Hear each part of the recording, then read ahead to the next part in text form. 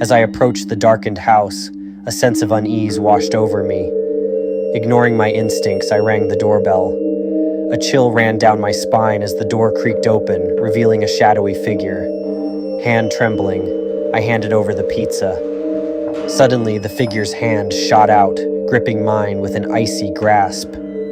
Paralyzed with fear, I watched as its face contorted into a grotesque grin. "Thank you for the delivery," it whispered, its voice chilling me to the core. With a surge of adrenaline, I broke free and ran, haunted by the realization that some deliveries aren't meant to be made.